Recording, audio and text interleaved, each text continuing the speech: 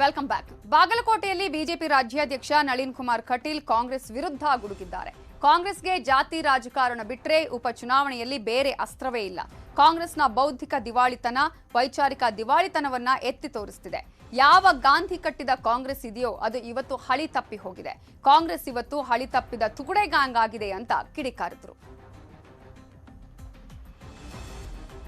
ಬಿಟ್ಟರೆ ನಮ್ಮ ಹತ್ರ ವ್ಯವಸ್ಥೆ ಇಲ್ಲ ಅನ್ನುವಂಥದ್ದು ಕಾಂಗ್ರೆಸ್ನ ಬೌದ್ಧಿಕ ದಿವಾಳಿತನವನ್ನ, ವೈಚಾರಿಕ ದಿವಾಳಿತನವನ್ನ ಎತ್ತಿ ತೋರಿಸುತ್ತೆ. ಯಾವ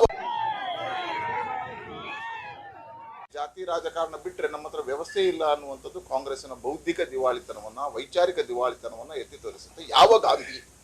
ಯಾವ ಗಾಂಧಿ ಕಟ್ಟಿರ್ತಕ್ಕಂಥ ಕಾಂಗ್ರೆಸ್ ಇದೆಯೋ ಅದು ಇವತ್ತು ಹಳಿ ತಪ್ಪಿ ತುಕುಡೆ ಗ್ಯಾಂಗ್ ಆಗಿದೆ. ತುಕುಡೆ ಗ್ಯಾಂಗ್.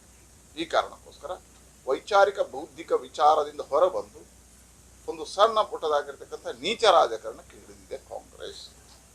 ಹಾಗಾಗಿ ಜನ ಇವತ್ತು ಇಂತಹ ಕಾಂಗ್ರೆಸ್ ಅನ್ನು ತಿರಸ್ಕಾರ ಮಾಡೋದಕ್ಕೆ ಸಿದ್ಧತೆಯಲ್ಲಿದ್ದಾರೆ.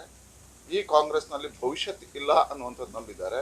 ಜಾತಿ ರಾಜಕಾರಣ ಬಿಟ್ಟರೆ ನಮ್ಮ ಹತ್ರ ವ್ಯವಸ್ಥೆ ಇಲ್ಲ ಅನ್ನುವಂಥದ್ದು ಕಾಂಗ್ರೆಸ್. ಬೈ ಎಲೆಕ್ಷನ್ ಪ್ರಚಾರ